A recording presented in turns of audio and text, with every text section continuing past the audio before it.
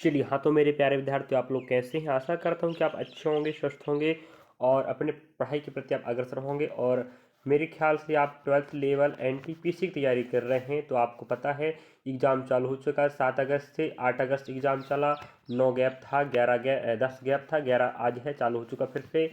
तो 7, 8 और आप मान लीजिएगा 11, 3 डेट को मिलाकर अगर आप एनालिसिस चाहते हो मैथमेटिक्स का, जीके जीएस का, तो आप हमारे चैनल पे फॉलो कर सकते हैं। जीके जीएस का पर day shift by shift day by चल रहा है, आपको पता है 3 शिफ्ट हो रहे हैं।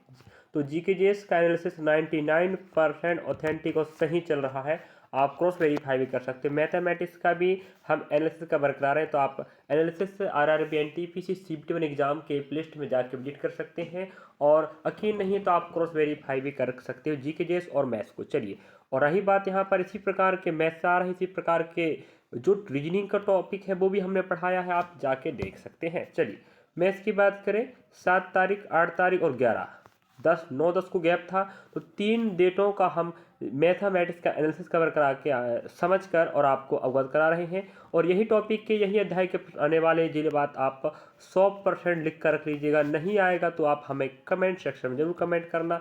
चलिए, अध्याय आप प्रश्न पहला की बात करें, यहाँ आपको लगभग 15 प्लस मिलने वाले हैं प्रश्न, जो आपको आपके शिफ्ट में बहुत हेल्पफुल होने वाला है। तो लास्ट तक देखना बोले। वह सबसे बड़ी संख्या ज्ञात कीजिए जिसमें 176 और 273 को विभाजित करने पर क्रमशः 5 और 3 शेष बचे। अगर हम यहाँ 5 कम कर दें, यहाँ 3 कम कर दें, 171 बन जाएगा, ये 270 बन जाएगा। ठीक है, जितना शेष बच रहा है उतना ही कम कर दीजिएगा, मतलब ये संख्या उस संख्या से पूरी पूरी विभाजित हो जाएगी जो ऑप्शन दिया। हमने कहा 7, 8, 9, 7, 2, 9। आप अगर 9 का नियम लगाते हो तो दोनों विभाजित 9 से हो रहे हैं, इसका मतलब 171 में 9 का नियम लगाया गया। 9 का जोड़ का नियम कहता है सभी संख्याओं को जोड़ो या 9 बनाओ, तो 7, 2, 9 हो गया, 7, 2, 9 हो गया। हाँ, और तो आप समझ जाइएगा ऑप्शन अपना थर्ड राइट होगा, क्योंकि 9 का विभाजित का नियम कहता है दिए गए संख्या में अगर उनका जोड़ या 9 बना के अलग करने पे पूरा पूरा 9 बन रहा है, समझ जाओ 9 से विभाज्य होगा। अगर 171 9 से विभाज्य है, 270 9 से विभाज्य है, समझ जाओ कि 9 से भाग लगाओगे 171 में तो पूरा पूरा जाएगा, लेकिन वही 76 में भाग लगाओगे 105 बचेगा, और 270 भाग लगाओगे पूरा पूरा जाएगा, 273 भाग लगाने पर 3 शेष बचेगा। तो आपको हम समझा के बताएं, इस प्रकार से आप विभाज्यता का नियम लगा कर उत्तर ला सकते थे। चलिए, अगले प्रश्न की बात करें, निम्नलिखित आंकड़ों का बहुलक ज्ञात करना। बहुलक की बात होता है मेरे प्यारे विद्यार्थी, ऐसी संख्या खोजना जो दिए गए आंकड़ों में सबसे ज़्यादा बार रिपीट हुई हो या सबसे ज़्यादा बार आपके आंकड़ों में आई हो। हमने कहा वही बहुलक होता है। भाई नहीं आएगा तो प्रश्न बोलना मेरे भाई, बहुलक का प्रश्न नहीं आएगा, माद मादिका का प्रश्न नहीं आएगा तो जरूर बताना आप। 49, 49 और 49, 49, 1, 2, 3, 4, तो आप समझे 4 बार 49 आया है, बाकी सब आंकड़े कम कम हैं, 4 से कम बार। इसका मतलब जो आंकड़ा सबसे ज़्यादा बार रिपीट होगा वही आपका बहुलक कहलाता है, समझे? हाँ, मेरे ख्याल से आपने पहला प्रश्न समझा, और प्रश्न नहीं आएगा जरूर बोलिएगा। सेकंड प्रश्न समझा आपने बहुलक वाला? हाँ, इसके पहले भी हमने मैथमेटिक्स का एनालिसिस कवर कराया है, आप जाके देख लीजिएगा। जीके जीएस का 7 तारीख 8 तारीख दोनों डेटों का हमने 5 शिफ्ट कवर कराए। 7 तारीख के पहला और थर्ड शिफ्ट, 8 तारीख के पहला भी, दूसरा भी, तीसरा भी, तो हमने 5 शिफ्ट कवर कराया है जीके जीएस का। 99% ऑथेंटिक और सही याद रखिएगा। आप क्रॉस वेरीफाई भी उस तारीख के विद्यार्थियों से कर सकते हैं जिन्हें एग्जाम था, जिस तारीख को, जिस डेट को। हम आज 11 अगस्त है, आज का भी हम कवर करेंगे, थोड़ा रुक जाइएगा, लेकिन चलिए आपको मिलेगा आपके वीडियो में। अब 25,523 सॉरी 53 में क्या जोड़ा जाए कि 38 से पूर्ण से विभाज्य हो। देखो, एक तो आपके पास है ऑप्शन उठाओ जोड़ो भाग लगाओ, उठाओ जोड़ो भाग लगाओ। हम आपको बता दें इसको हल करने का तरीका। और भाई 38 का पहाड़ा तो बनेगा नहीं, तो भाई 19 दूना क्या होता है 38 होता है। हाँ, तो वो संख्या, दी गई संख्या में ऑप्शन जोड़ो और ऑप्शन 19 से और 2 से भाग जाए, समझ जाना वही आंसर है। ठीक है, हमने कहा ठीक है 19 दूना 38 होता, हम 2 का नियम लगाते। 2 का नियम कहता है इकाई में 0 2 4 6 8 ये संख्या होगी तो ही वो संख्या 2 से विभाज्य होगी, तो वो 2 से भाग जानी चाहिए, है कि नहीं, और आपका 19 से भी। हमने कहा अगर यहाँ इकाई में 3 है, ऑप्शन पहला लेते हैं, इसके इकाई में 1 है, 4 बनेगा, क्या 4 में 2 का भाग जाएगा, हाँ जाएगा। नेक्स्ट अगर यहाँ 3 लेते हैं, यहाँ सेकंड ऑप्शन पकड़ 3 3 3 6 हो जाएगा, 2 से भाग जाएगा, हाँ जाएगा, मतलब आ सकता। यहाँ बात हमारे पास 3 है, यहाँ और 3 रख लीजिएगा, इकाई नियम लगा रहे हैं। यहाँ 2 है, यहाँ 2 रखो, 5 होगा, क्या 5 में भाग जाएगा 6 का, सॉरी 2 का, नहीं जाएगा पूरा पूरा। यहाँ हमारे पास 8 है, 8 मतलब 11। अब ये बताओ 11 में क्या 2 का भाग जाएगा पूरा पूरा, नहीं जाएगा। इसका मतलब ऑप्शन पहला और आपका सेकेंड ही आ सकते आंसर। हमने कहा अब 2 का नियम से तो हमने खोज निकाला, 2 ऑप्शन आपके छट गए, 2 ऑप्शन ही आएंगे आंसर। ठीक है, अब देखो, अब 19 का नियम लगाने से पहले आप बता दें 19 के बाद 20 आता है, तो 20 का आपको 2 लेना है, गुणा में 2 लीजिएगा और 1 जोड़ेंगे तब 20 मिलेगा, तो प्लस लगाने का, तो गुणा 2 प्लस, गुणा 2 प्लस, किसका गुणा 2 प्लस देखिएगा।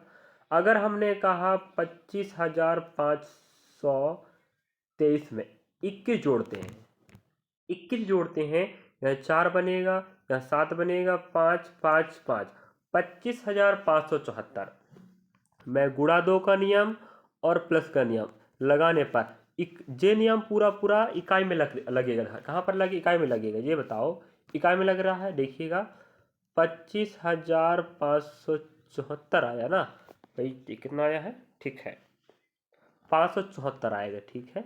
हाँ, हमने बोला इकाई में ही रूल लगेगा, गुणा 2 प्लस का, देखिएगा 4 दूना 8 हो जाएगा, ये हो जाएगा मेरे भाई 8 8 65 हो जाएगा, 5 इतना आएगा। फिर हम 2 गुना करेंगे इसके इकाई का, यहाँ बनेगा 266 बनेगा कि ना बनेगा, बताओ बनेगा 266। अब हमारे पास यहाँ 266 आ गया, फिर इकाई की बात करें 6 दूना 12 हो जाएगा। अब ये बताओ 6 2 8 होता है नहीं, और 2 1 3 होता। अब ये बताओ क्या 38 में भाग जाएगा 38 का, हाँ, यहाँ या तो 0 आनी चाहिए या 38 का गुण जानी चाहिए, तो हमने कहा ठीक है, इसका मतलब 25,553 में 21 जोड़ने पर ही हम 38 से उस संख्या को विभाज्य कर सकते हैं। देखिए मैंने आपको कितने अच्छे से बताया है, 19 का नियम लगाया, 2 का नियम, 2 का नियम मतलब इकाई में 0 2 4 6 8 हो तो 2 का भाग जाएगा, तो ऑप्शन हम 2 छट गए थे, 2 बचे थे, तो 19 का नियम क्या बना है भाई, 19 से बाद 20 आता है, तो 20 का हमने गुणा 2 ले लिया और आगे 1 जोड़ेंगे तो प्लस लेना पड़ता है, ये रूल होता है। चलिए मेरे ख्याल समझ गए होंगे आप लोग। नेक्स्ट प्रश्न क्यों बढ़ रहे हैं, थोड़ा समझने का कष्ट करना प्यारे विद्यार्थी, बड़ी मेहनत लगती है और आपके लिए मैं एनालिसिस कवर करा रहा हूँ। आपकी पेपर आपके हाथ हो पाएगी तभी जब आप एनालिसिस कवर कर पाओगे। तो मैथ्स का जीकेजीएस का देखना चाहते हो तो भाई analysis RRB NTPC CBT one exam के प्लेलिस्ट में आप देख सकते हो। और कोई तकलीफ है या कोई प्रश्न समझ में नहीं आ रहा है या हम कहीं आपको गलत बता दिए तो आप हमें कमेंट सेक्शन जरूर कमेंट कीजिएगा, उसको सुधार करने का प्रयास करेंगे। फिर भी हम चाहते हैं आपको ऑथेंटिक जानकारी देने का। एक समबहुभुज, ठीक है, मतलब जिसके सभी भुजा समान हो, जो पॉलीगन का है, बहुभुज का प्रश्न आएगा, आएगा मतलब आएगा। एक के बाह्य कोण और अंतः कोण का अनुपात, भाई बाह्य कोण अंतः कोण का अनुपात है कि नहीं। अब आपको बता दें अंतः कोण और बाह्य कोण का योग हमेशा 180 अंश होता है। हमने कहा 1x प्लस 4x बराबर 180, मतलब अंतः कोण और बाह्य कोण का योग यहाँ कितना बन रहा है 5x, यहाँ बन रहा है 180 बन रहा है कि नहीं। हम 5 का भाग लगाएंगे, 5 तेरी 15, अब बता 15 हो गए, अब 3 बचेगा, तो 5 छक्का 30, मतलब x बराबर 30 आएगा। x देखिएगा, कहने का मतलब ये है x का मान हमारे पास 30 आ गया है। अब हमें बाह्य कोण और अंतः कोण याद रखना, एक कॉन्सेप्ट होता है इनका ट्रिक, अंतः कोण और बाह्य कोण का योग 180 अंश होता है। हमने कहा 1x हो जाएगा 4x, 1 इंटू 30 और 4 इंटू 30। अब 30 से गुणा करोगे 1 के साथ 30 ही बनेगा, और यहाँ पर बनेगा 4 तेरी 12, मतलब 120। समझे? अब आपको बता दें कि बाह्य कोणों का योग हमेशा, देखो हमें पता चल गया कि एक बाह्य कोण का मान 1x है, तो बाह्य कोण है उसके एक कोण का माप बन रहा है 30 अंश, है कि नहीं? कितना बना? 30 अंश बनाना, ठीक है। अब आप ये बताइएगा, आपको समझना पड़ेगा यहाँ पर। अब देखो नेक्स्ट हम आपको बता दें कि भाई बाह्य कोणों का योग हमेशा 360 रहता है। अब 360 में जब आप 30 से भाग लगाओगे, कुछ मिस्टेक हो रहा है क्या? थोड़ा मिस्टेक हो गया, माफ़ी चाहेंगे। x का मान हमारे पास 36 आएगा, मिस्टेक से गलत हो गया है भाई। 180 में जब 5 का भाग जाएगा, है कि नहीं? ठीक है ना? आप समझ, हाँ थोड़ा मिस्टेक हो गया, माफ़ी चाहेंगे। चलिए तो देखो हमारे पास 1x 4x आया है, 1 इंटू 36 और 4 इंटू 36, ठीक है। तो यहाँ हमें कोई लेन देन नहीं फिलहाल। हमने कहा 36 इंटू 36, मतलब बाह्य कोण का मान आ रहा है 36, एक बाह्य कोण का। अब आपको बता दें, कोई सा भी बहुभुज हो, बाह्य कोणों का योग हमेशा 360 रहता है, और एक कोण का माप 36 है, तो 36 एकम 6 मतलब 10, ये निकला भुजा की संख्याएं। मेरे ख्याल से आप समझ पाए होंगे, और पेपर में आएगा, याद रखिएगा आपका ऑप्शन 3 राइट होगा। अगर नहीं आएगा तो आप लोग जरूर कमेंट सेक्शन में कमेंट करके बताना, सर ऐसा प्रश्न नहीं आया था, हम आपको बताएंगे फिर क्यों नहीं आया था। चलिए आपको याद होगा तो तभी बता पाओगे ना। लास्ट तक बने रहे, आपको लगभग 15 प्लस प्रश्न मिलने वाले हैं, जो आपको भर्ती परीक्षा में आपको बहुत हेल्पफुल होने वाले हैं। कितनी धनराशि 5% वार्षिक दर से 2 वर्षों का साधारण ब्याज 420 प्राप्त होगा? हमने कहा जब भी एसआई का प्रश्न हो तो हमेशा आर 5% एक साल का, समय 2 वर्ष कह रहा है, इसका मतलब 10% ब्याज मिलेगा। अब ये बताओ 10% ब्याज मिला है, रियल इनकम कितना मिल रहा है? 420 मिल रहा है। अब परसेंट को उठा के तुम नीचे ला लीजिएगा, ठीक है, तो बनेगा कितना? जे परसेंट का 100 बन जाएगा, ठीक है। अब यहाँ से यहाँ काट दीजिएगा। अब बताओ, एक का गुणा 42 के साथ ही करोगे तभी तो 42 मिलेगा। अब यहाँ भी गुणा कर दीजिएगा 42 के साथ, तो हमने कहा ठीक है 42 का 42 और 2 जीरो को दे दीजिए, ये आपका राइट आंसर होगा। ऑप्शन हमारे पास फर्स्ट राइट है, समझे ना? और 5 के 5 प्रश्न और 5 के 5 अध्याय के प्रश्न आने वाले हैं। अगला प्रश्न की बात करें तो आप देख पा रहे होंगे, ईमानदारी समझने का प्रयास करना, बहुत कुछ सीख जाओगे। एक उत्पाद पर लाभ 66% है, इसका मतलब लाभ हानि हमेशा एसपीसीपी पर होगा। उस वस्तु का कीमत 100 रुपया था, 100 हम 66 में बेचेंगे, तभी तो कितने का लाभ होगा? 66% का। सुन लीजिए जी, ठीक है।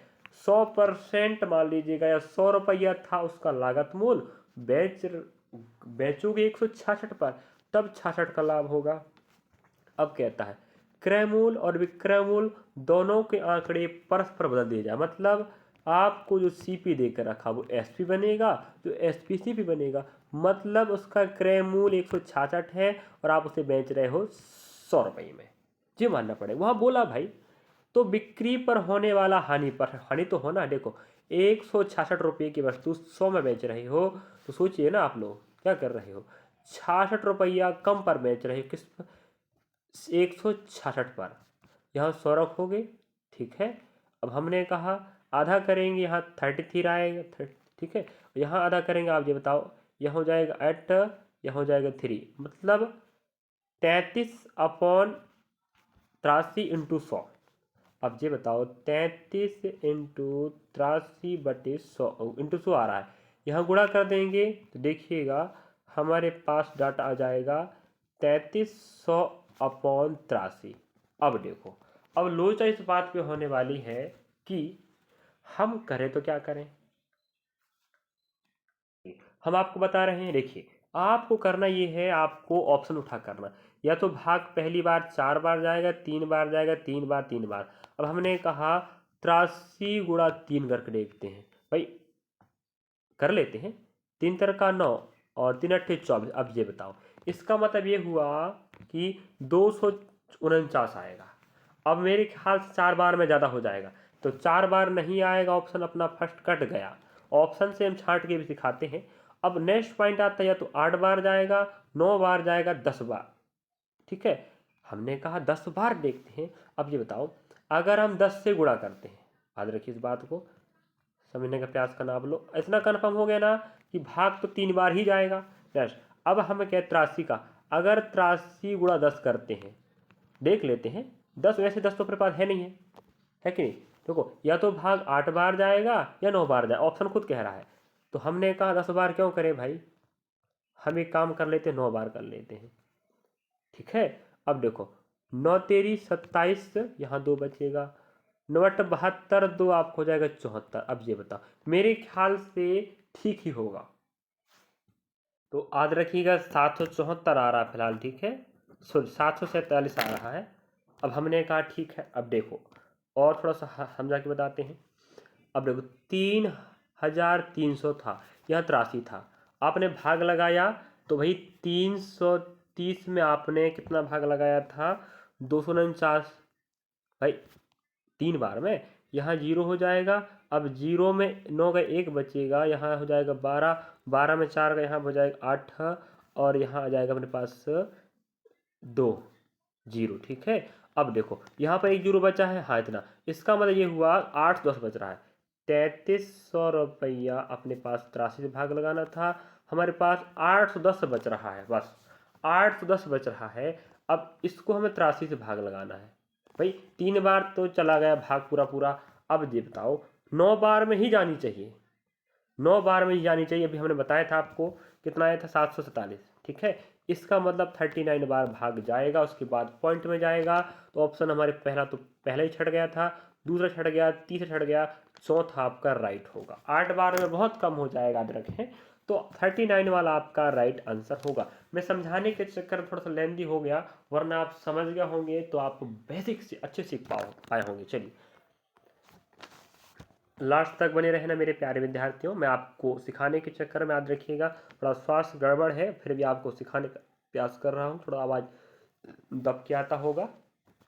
चलिए, हेमंत और इरफान एक निश्चित कार्य को क्रमशः 6 दिन और 12 दिन में पूरा कर सकते हैं। उन्होंने एक साथ काम शुरू किया, 2 दिन बाद इरफान काम छोड़ दिया। हेमंत शेष कार्य को कितने दिन में पूरा करेगा? बहुत शानदार प्रश्न है। चलिए, हेमंत और इरफान, हेमंत करता 6 दिन में, ठीक है, इरफान करता 10 दिन में। अब एलसीएम निकालेंगे तो 60 ही है ना भाई। अब यहाँ 10 हो जाएगा भाई, यहाँ भाग लगाएंगे 10 बार जाएगा, यहाँ भाग लगाएंगे 6 बार जाएगा। तो देखो 2 दिन बाद इरफान काम छोड़ देता, इसका मतलब इरफान और आपका हेमंत ये काम करें 2 दिन तक। अब ये बताओ, एक दिन में 10 काम करता, एक दिन में 6 काम करता, एक दिन में दोनों मिला के कितने काम करेंगे, 16, और दोनों करना 2 दिन, 16 दूनी 32 काम। अब ये बताओ 32, हमने कहा एलसीएम टोटल कार होता है, तो 32 घटा देंगे तो यहाँ 10, 10 में 2 गए 8 बचेगा भाई। ठीक है, और यहाँ 5, 5 में 3 गया 2 बचेगा, मतलब हमारे पास 28 काम बचा है।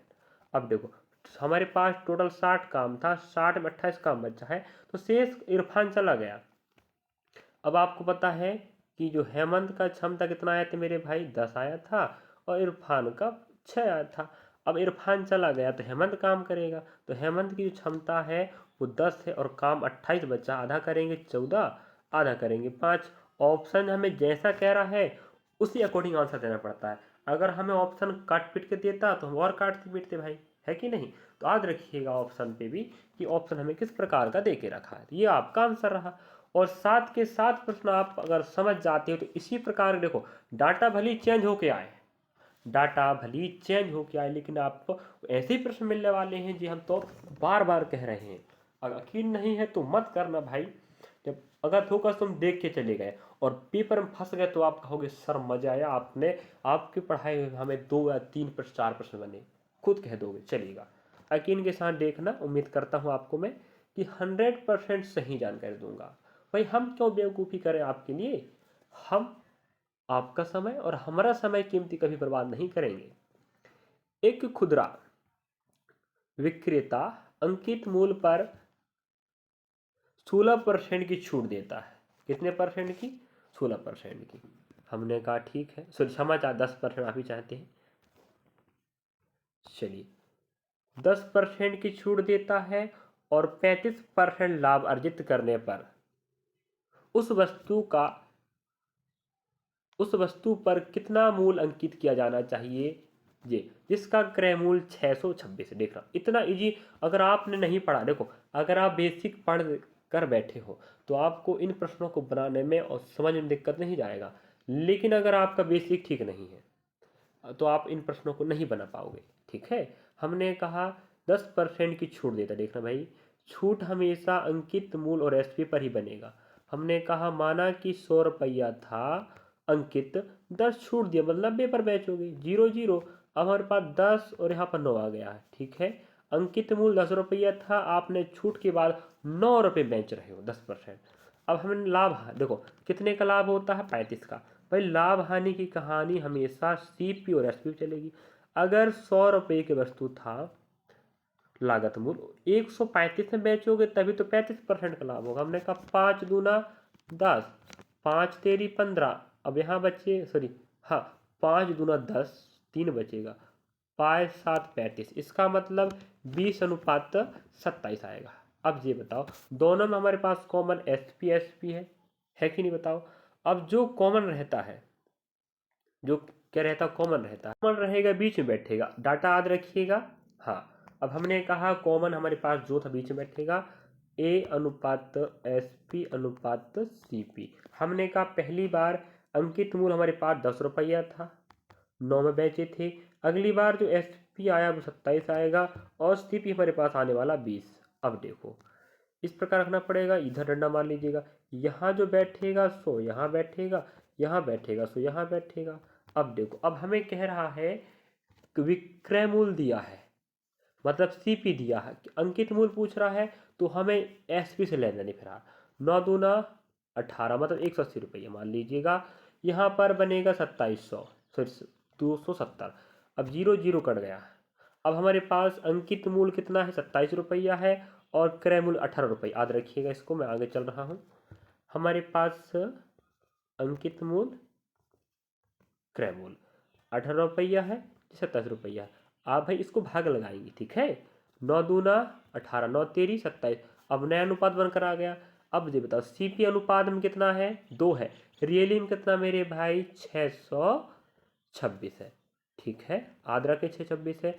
हम जितने बार भाग लगाएंगे, हमने कहा 2 तिया 6, 2 एकम 2, 2 तिया 6, मतलब 313 गुणा होगा तब 626 बनेगा। तो यहाँ पर भी 313 गुणा कर दीजिएगा, 3 तर का 9। अब देखो फर्स्ट में ही 9 आ गया, ऑप्शन फर्स्ट में 9 नहीं है, सेकेंड में नहीं, थर्ड में है, फोर्थ में नहीं।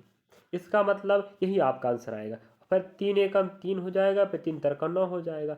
तो ये बताओ 939 लाने में हमें अच्छा बात है या ऑप्शन से हल करने में अच्छी बात है? ऑप्शन हमें कहीं दे रहा था ना कि पीछे 9 आएगा, तो ऑप्शन का सहारा लेने से क्या होता है? समय की बचत होती है। तो मेरे ख्याल से आप समझ गए होंगे और उम्मीद करता हूं कि अगर इस प्रकार का प्रश्न आएगा तो आप ताबड़तोड़ आंसर ला पाओगे और नंबर पकाओगे। पता ही आपको 40 प्रश्न नहीं, 40 जीके का आएगा, 30 मैथ्स का 30 रीजनिंग का आएगा। रीजनिंग की बात करें तो हम हमारे चैनल के प्लेलिस्ट में आरआरबी एनटीपीसी एमसीक्यू 2025 के प्रश्नों का समाधान और भंडार के प्लेलिस्ट में पूरा रीजनिंग पढ़ाया है। अगर आप उस रीजनिंग को जाकर देख लेते हो तो आप 30 में से 30 नंबर ला पाओगे।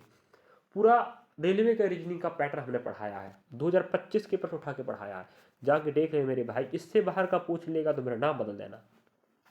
रही बात मैथ्स की, मैथ्स भी हमने कवर कराया है और अभी तो हम एनालिसिस कवर करा रहे हैं मैथ्स के, और उसके पहले ही पढ़ाया है।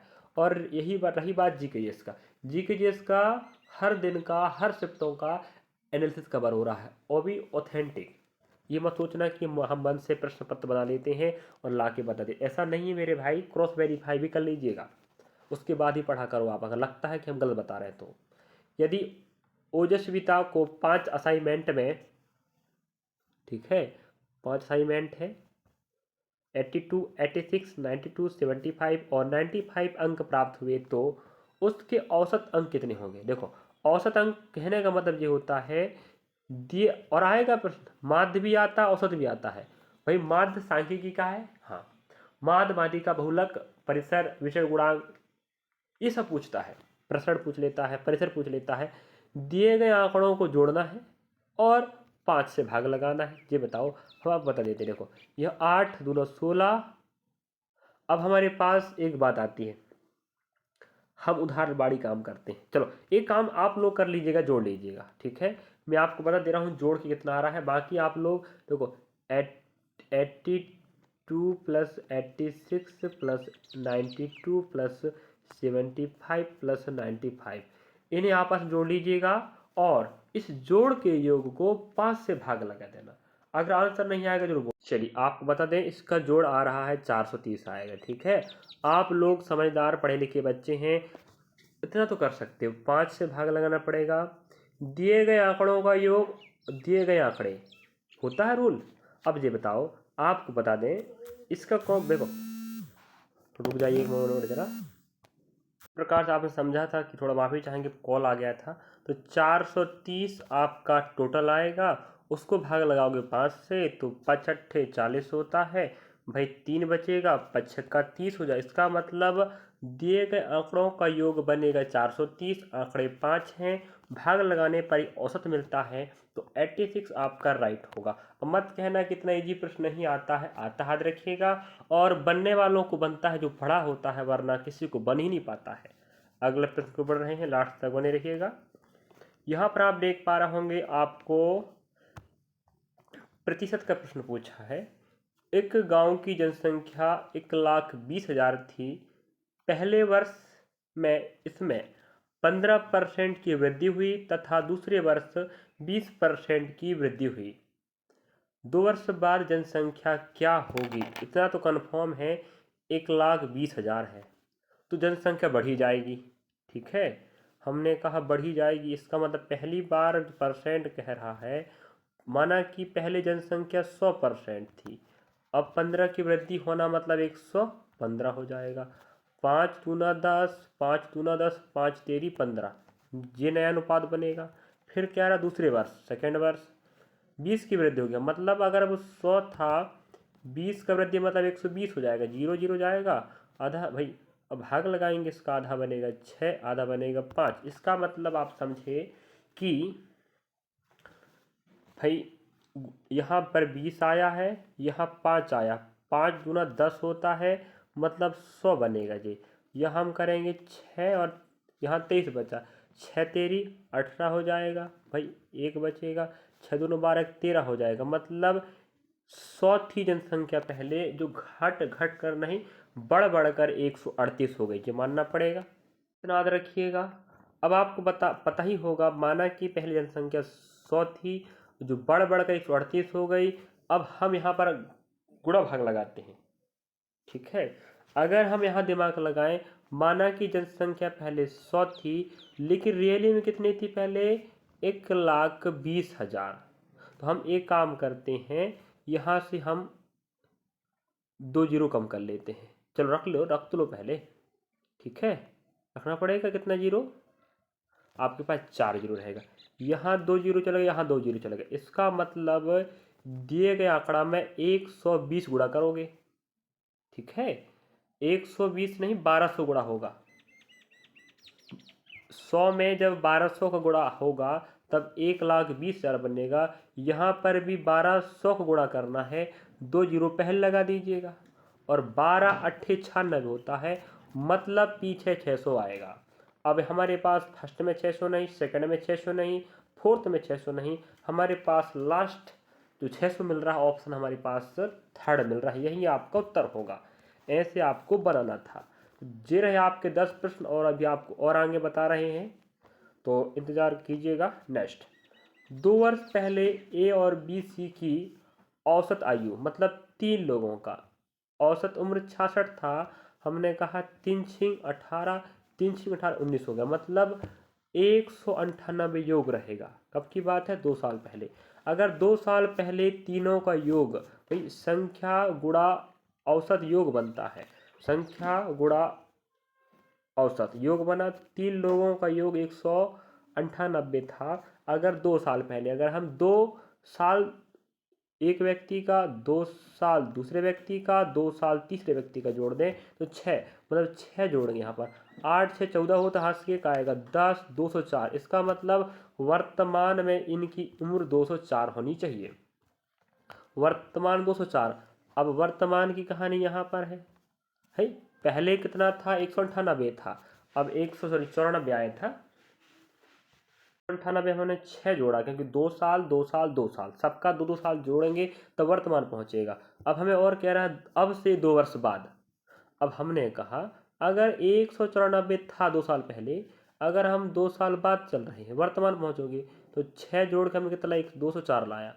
अगर हम 2 साल बाद चले और अभी, तो बाद की बात हो जाओ फिलहाल 2 वर्ष बाद। जो वर्तमान कहानी है जो 2 साल पहले की है, वर्तमान में तीनों का योग 204 रहेगा। 2 साल बाद ए और सी का, वो 2 लोग हैं, इनका 89 है। तो हमने कहा 2 9 18, 2 8 16 17, मतलब 178 आएगा।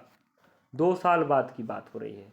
अब 2 साल बाद की बात करें, अगर तीनों की उम्र का योग देखें, तो भाई 2 2 2 6 कर देंगे, 6 4 10 हो जाए, यहाँ से एक बचेगा, और हमारे पास एक 210 आएगा। इसका मतलब 210। 2 साल पहले तीनों का योग, दो वर्तमान में 204, और हमने कहा 2 साल बाद तीनों का योग 210 होनी चाहिए, लेकिन हमने कहा 2 लोगों का योग 2 साल बाद 178 है। इसका मतलब 210 178, यहाँ घटाएंगे, यहाँ 10 10 में 8 गए, 2 बचेगा, यहाँ 0 हो जाएगा, 10 में यहाँ गए 3 बचेगा, यहाँ 1 आ जाएगा 0। मतलब आपके पास 32 आपका होगा बी का एज। कब का एज है, 2 साल पहले का, वर्तमान का, 2 साल बाद का। तो 2 साल बाद इसका 32 हो जा है, लेकिन हमें पूछ रहा है 4 साल बाद। तो भैया 2 और जोड़ दीजिएगा वर्तमान से हमें 4 साल चाहिए। तो भैया वर्तमान ये है, वर्तमान से 2 साल पहले आपका कुछ और था, 2 साल बाद 32 का हो गया है। तो अब से आप देखेंगे यहाँ पर हो जाएगा 34। इसका मतलब वर्तमान से 4 साल बाद उसका ये 34 होगा। मेरे ख्याल से आप समझ गए। तो इस प्रकार से आपको प्रश्नों को बनाना था। तो मेरे ख्याल से आप समझ गए, 34 आपका प्रश्न का उत्तर राइट होगा। थोड़ा सा डिफिकल्ट था लेकिन इजी था। अगर आप सीख पाए होंगे तो मेरे ख्याल से आप समझ गए, वरना आपको दोबारा देखना पड़ सकता है। चलिए अगला प्रश्न आप देख पा रहे होंगे, और इस प्रकार के प्रश्न आएंगे मेरे भाई 100% लिख कर कह देता हूँ। नहीं आएगा तो आप मुझे जरूर बोलना कि सर इस प्रकार के एक भी प्रश्न नहीं फंसा। भाई हमें एक एक प्रश्न के लाले पड़ते हैं, समझे। डेबिट का वेतन पहले 17% घटाएगा। हमने कहा पहली बार अगर 100% था, 17 घट गया तो कितना बनेगा मेरे भाई, 83 बचेगा, है कि नहीं। अब कटेगा तो ना, नहीं काट सकते। बाद में 10% बढ़ गया, सेकेंड बार क्या होता है, माना कि 100 था, 10 बढ़ गया, 110 हो जाएगा। अब तो कट जाएगा। इनका जब गुणा करोगे तो ये बनेगा 1000 रुपया, मान लीजिएगा। इनका गुणा करोगे तो ये बनेगा मेरे भाई, देखो 11 का नियम होता है 3 का 3 हो जाएगा। देखो 11 का नियम होता है 8 और 3 फैला दीजिएगा, दोनों को जोड़ो, 8 3 11 होता है। तो 3 का 3 हो जाएगा, एक एक आएगा, 8 1 9 हो जाएगा, 913 आएगा। तो 900 हम 13 लाए। अगर आपको गुणा भाग वर्ग वर्गमूल घन घनमूल अगर आपको सीखना है बेसिक, तो आप हमें कमेंट सेक्शन में कमेंट कर दीजिएगा। तो माना कि उसका वेतन पहले 1000 था, जो घट बढ़कर 913 हो चुका है। अब हमें पूछ रहा है कितना परसेंट कम है। तो भाई पहले 1000 उसका वेतन था, अब 913 हो गया है, तो भाई 87 तो कम हुआ है ना। किस पर कम हुआ है, 1000 पर कम हुआ है। परसेंट लो 100 लगाना पड़ेगा, 1 2 1 2, अब 10 बचा है, यहाँ पॉइंट लगा दीजिएगा। तो 8.7 आपका राइट आंसर होगा। बताओ कितना इजी था ना। हाँ, ऐसे कौन सिखाएगा, हम ही सिखाएंगे ना। तो अगर हमारा कॉन्सेप्ट तुम्हें अच्छा लगता है तो आप अपने सहपाठी दोस्त भाई को कह सकते हो कि बिल्कुल फ्री ऑफ कॉस्ट पढ़ाया जा रहा, बेसिक से बेसिक, और बिल्कुल इजी है, समझे। इतना कॉन्सेप्ट सीख जाइएगा, सब बनेगा। नेक्स्ट प्रश्न को बढ़ रहे हैं। अगला प्रश्न, भले समय लग जाए लेकिन जो प्रश्न पढ़ा रहे हैं वही प्रश्न आएगा, ये बात याद रखना। यही पैटर्न फॉलो हो रहा है। वार्षिक रूप से संयोजित होने वाले चक्रवृद्धि ब्याज पर निवेश की गई राशि 10 वर्षों में स्वयं की दोगुनी हो जाती है। याद रखें, 30 में से 20 नंबरों का जुगाड़ तो मैं खुद बता पा रहा हूँ, समझ गए। 20 नंबर का जुगाड़ मैं बता रहा हूँ तो मैं सोच लीजिएगा, 10 नंबर का जुगाड़ आप खुद भी लगा लीजिएगा भाई। अब देखो, हमारे पास पूरा समय नहीं है अभी पूरा डिटेल पढ़ने का, तो जो पढ़ाया जा रहा है उस पर ध्यान लगाओ। और नहीं बनेगा या नहीं समझ पा रहे हो तो आपकी समस्या ये है कि आपने बेसिक नहीं पढ़ा है। वार्षिक रूप से संयोजित होने वाले चक्रवृद्धि ब्याज पर निवेश की गई राशि 10 वर्षों में स्वयं की दोगुनी हो जाती है। तो कितने वर्षों में स्वयं की 4 गुनी हो जाएगी? बहुत ईजी है, यहाँ वर्ष रखिएगा, ठीक है, यहाँ गुना रख दीजिएगा बस। हमने कहा ठीक है भाई, अगर 10 वर्ष कह रहा, देखो यहाँ हम करेंगे 10 गुणा 1, तो जितना गुना बोला है यहाँ 2 गुना बोल, यहाँ 1 लगा पावर में, यहाँ पर अपना 2 आ जाएगा, 2 गुना हो गया। तो कहने का मतलब ये है मेरे प्यारे भाई बहन, यहाँ जितना मान बैठेगा यहाँ घात उतना ही बैठेगा। अब हमने यहाँ 10 गुणा 2 करा, ठीक है, 2 की पावर 2 बनेगा तो कितना आएगा? 4।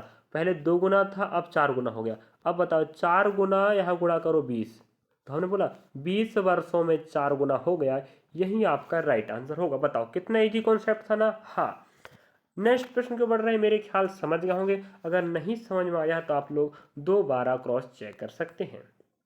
अगला प्रश्न आप देख पा रहे होंगे, 14 सेंटीमीटर व्यास और 12 मीटर लंबाई वाले एक तार का आयतन ज्ञात करना है, वो भी काहे में? सेंटीमीटर घन में। तो ये बताओ, आपको समझना पड़ेगा मेरे भाई कि भाई तार, अब जब तार आपने इस प्रकार देखा होगा, तार इस प्रकार रहता है, इसका मतलब ये क्या है? बेलन है। तो आपको नहीं बोल रहा है कि बेलन का आयतन निकालो, क्या बोल रहा है? तार का। तो मेरे भाई तार का जो आप आकार होता है वो बेलन के जैसे होता है, तो आप बेलन का निकाल दो। आयतन मतलब होता है पाई आर का स्क्वायर एच। पाई का मान हमेशा 22/7 ही बैठेगा। आर व्यास का आधा होता है, तो हमने कहा 7 गुणा 7 दो बार बोला है तो इंटू, अब बताओ 12 मीटर बोल रहा है, 12 मीटर ऊंचाई रहेगा, एच लंबाई ऊंचाई की बात है 12, लेकिन 12 मीटर मेरे भाई 1 मीटर बराबर 100 सेंटीमीटर होता है। तो हमने कहा 100 से गुणा कर दो, तो ये कहाँ बदल जाएगा? सेंटीमीटर में। तो 12 मीटर था, अब कन्वर्ट हो गया सेंटीमीटर में, समझे? फॉर्मूला का आएगा भाई, 2D 3D का प्रश्न भी आएगा, नहीं पता, पता होनी चाहिए, प्रश्न आएगा मतलब आएगा। कोई आयत आ जाए, घन घनाभ आ जाए, बेलन जाए, शंकु आ जाए, तो यहाँ पर हमारे पास बेलन आया है, लेकिन बेलन नहीं बोला है, क्या बोल दिया यहाँ पर? तार, और तार मतलब बेलन। हमने कहा 7 से 7 कैंसिल हो गया, ठीक है। अब हम एक काम करते हैं, देखो हमारे पास गुणा करने का तरीका है, कैसे करोगे? देखो 2 जीरो तो पीछे आने वाले हैं, 2 जीरो आएंगे, ऑप्शन सब जगह है। अब हम एक काम करते हैं, इकाई नियम लगाते हैं, देखो बहुत अच्छी से आंसर आएगा। बिना ऑप्शन का आंसर डालेंगे हम, मतलब बिना हल करे उत्तर लाएंगे। अब हमारे 7 से 7 कैंसिल हो गया ना। हाँ देखो, ऑप्शन का सहारा लेना हम सिखाते हैं। हमने कहा 2 जीरो आने वाले, यहाँ पर 2, यहाँ पर 2, यहाँ पर 2, सब 2। अब हमने कहा यहाँ गुणा करें तो भैया यहाँ पर देखो इकाई का 2 सत्ते 14, समझे कि नहीं? है ना, इकाई में गुणा हो गया भाई, 2 और 7 गुणा 14 आएगा 14। अब 14 में इकाई 4 है, 4 दूना 8, इसका मतलब 8 वाला ही आपका आंसर आएगा, यही आपका राइट आंसर रहा। तो आप गुणा नहीं करना है, कि करना है ये बताओ? मूर्खता ना करें, चालाकी करें, अच्छे से करें। तो ये आपका आंसर आएगा ऑप्शन नंबर चौथा। बस हो गया, आप लोग कर लीजिएगा, आपके पास समय बचेगा तो 1,84,800 ला लेना घर में, वो समय तुम्हारे पास नहीं है। अगर सीखना है तो सीखिएगा, बहुत फायदा है। अगला प्रश्न की बात करें, आप देख पा रहे होंगे, चलिए। और हमने बोला था आपको 15 प्रश्न मिलेगा, समय भले ज़्यादा लग रहा है लेकिन आपको बहुत फायदा देने वाला क्लास चल रहा है। 11 तारीख, 8 तारीख और 9 तारीख, 3 दिन एग्जाम चला है, याद रखिएगा। इन्हीं 3 तारीखों को ध्यान में रखते हुए हम मैथ्स का एनालिसिस कवर करा रहे हैं। और अगर नहीं काम का है तो बोलना कि भाई भैया जो भी सर आप हमें बोलना चाहते हैं कि ऐसा प्रश्न तो आया ही नहीं है, तो बोल देना भाई। चलिए, जी के जीएस का तो 99% ऑथेंटिक और सेम टू सेम प्रश्न दिखा रहा हूँ, व्याख्या सहित समझा रहा हूँ। एक किराना व्यापारी अपने माल पर लागत मूल्य से 40% अधिक अंकित करता है। मतलब कहने का मतलब ये है, उस पर जो लिखा है वो उसके लागत मूल्य, अंकित मूल्य, माना कि उस वस्तु का लागत मूल्य 100 रुपया, 40 अधिक अंकित कर 140 लिखेगा। अंकित करना में देखना, 0 0 आधा करेंगे 7, आधा करेंगे 5, तो 5 अनुपात 7 आएगा। लागत मूल्य 5 रुपया है, अंकित मूल्य 7 रुपया है। अब नेक्स्ट पॉइंट, X% की छूट पर बेचता है। तो हमें छूट परसेंट मान ज्ञात करना है। तो हमने कहा 33 का लाभ होता है, ये बताइएगा 33 का लाभ होता है। तो भैया 100 की वस्तु को तुम कितने बेचोगे? SP, मतलब 33 का लाभ चाहिए, तो 100 की वस्तु को तुम 133 में बेचोगे, तभी तो SP और CP की दोस्ती होगी। तब आप 100 की वस्तु के 33 बेचने पर 33 रुपये का लाभ कमाओगे। ठीक है। अब X छूट है, तुझे बताओ अंकित मूल्य पर ही छूट दिए जाते फिर बेचते हैं। 140 रुपये लिखा है और आप बेच 133 पर रहे हो। सुन लीजिएगा, 140 आपका अंकित मूल्य है, बेच रहे 133 पर। तो हमने कहा कि भाई यहाँ पर तो 7 का घाटा हो रहा है। किस पर? 140 पर।